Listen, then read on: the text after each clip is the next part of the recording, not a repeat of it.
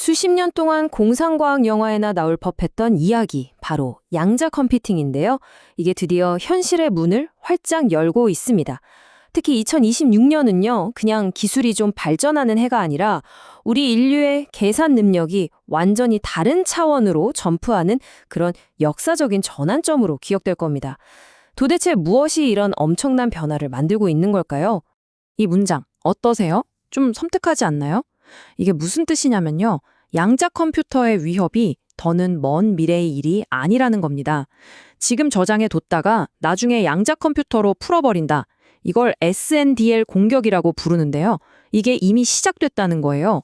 지금 우리가 안전하다고 믿는 모든 암호화된 정보가 몇 년 뒤엔 그냥 활짝 열린 문이 될 수도 있다는 거죠. 이 숫자 좀 보세요. 무려 3,700%입니다.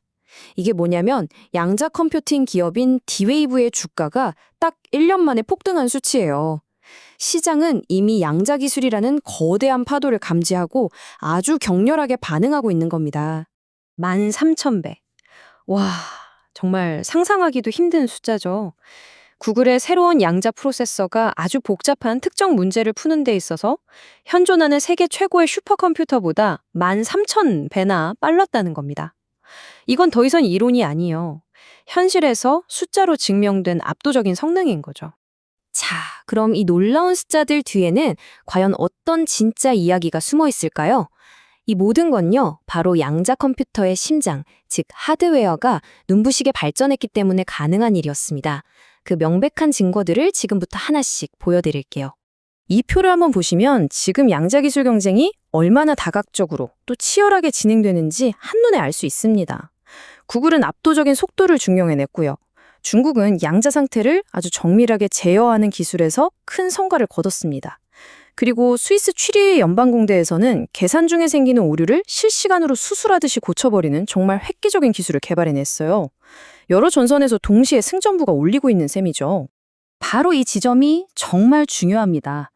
예전에는 양자 컴퓨터가 슈퍼컴퓨터보다 빠를 것이다 라는 이론적인 주장이었다면 이제는 특정 문제에서 더 빠르다는 걸 반복적으로 검증하고 또 누구나 확인할 수 있게 증명할 수 있는 시대에 들어섰다는 거예요. 이런 기술적인 자신감이야말로 2026년을 양자 전환점이라고 부르는 핵심 이유입니다. 하지만 이렇게 강력한 힘에는 당연히 그림자도 따르겠죠? 이건 인류에게 주어진 거대한 기회인 동시에 우리가 쌓아 올린 모든 것을 뒤흔들 수 있는 그야말로 양날의 검과도 같습니다. 자, 지금 거대한 창과 방패의 싸움이 벌어지고 있습니다. 한쪽에서는 양자 컴퓨터라는 강력한 창이 현재 모든 암호를 무력화시킬 Q-데이를 향해 달려가고 있고요. 다른 한쪽에서는 그 공격을 막아낼 새로운 방패, 바로 양자 내성 암호 PQC를 만들기 위해 필사적으로 노력하고 있습니다. 그야말로 기술의 운명을 건 시간과의 싸움인 거죠. 그런데 현실은 어떨까요? 이 차트 좀 보세요. 한 보안 기업이 조사를 해봤더니 이런 양자 컴퓨터의 위협에 제대로 대비하고 있는 조직은 고작 38%에 불과했습니다. 바꿔 말하면 나머지 62%는 사실상 무방비 상태라는 뜻이에요. 이 숫자가 우리가 마주한 위험이 얼마나 크고 현실적인지를 냉정하게 보여줍니다. 이런 위기와 기회 속에서 양자 기술은 더 이상 과학자들만의 관심사가 아니게 됐습니다. 이제는 국가의 미래와 안보를 좌우하는 핵심 전략 기술이 됐고요. 전 세계는 이미 보이지 않는 총성 없는 전쟁에 돌입했습니다. 이 타임라인을 보면 경쟁의 속도에 정말 숨이 막힐 정도입니다. 2025년에 중국이 어마어마한 돈을 쏟아붓겠다고 발표하니까 바로 다음 해 1월에 미국이 법안으로 맞대응하죠. 우리나라도 질 수 없다는 듯이 2035년까지 세계 1위 양자칩 제조국이 되겠다고 선언했고요. 유럽연합과 일본은 아예 손을 잡고 공동 프로젝트에 착수했습니다. 그야말로 한치의 양보도 없는 글로벌 기술 패권 경쟁이 벌어지고 있는 겁니다. 이런 경쟁은 당연히 경제 지형도 완전히 바꿔놓고 있습니다. 양자 컴퓨팅이 드디어 순수 연구 단계를 넘어서 실제 돈이 움직이는 상업과 금융의 세계로 본격적으로 들어오고 있다는 신호탄이죠. 새로운 산업이 만들어지고 있다는 명백한 신호들이 곳곳에서 보입니다.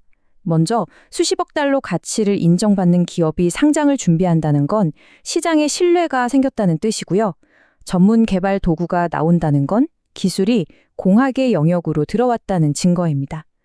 그리고 마지막으로 이제 누구나 클라우드를 통해 양자 컴퓨터에 접속할 수 있게 됐죠.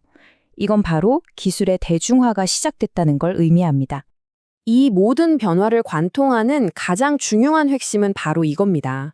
양자 컴퓨팅은 이제 과연 가능할까를 묻는 물리학의 미스테리가 아니에요. 어떻게 더 잘 만들 것인가를 고민하는 공학의 과제가 되었습니다. 그리고 여러분, 공학의 과제는요, 시간과 자원, 그리고 뛰어난 인재만 있다면 반드시 해결됩니다. 우리는 바로 그 문턱을 넘어선 겁니다. 인류는 과거 불의 발견이나 인쇄술의 발명에 버금가는 어쩌면 그보다 더 강력한 도구를 이제 막 손에 쥐게 됐습니다. 이제 질문은 이것 하나만 남았습니다. 이 막강한 힘을 파괴가 아닌 창조를 위해, 통제가 아닌 자유를 위해 어떻게 사용할 것인가? 그 선택은 바로 우리 모두의 몫입니다.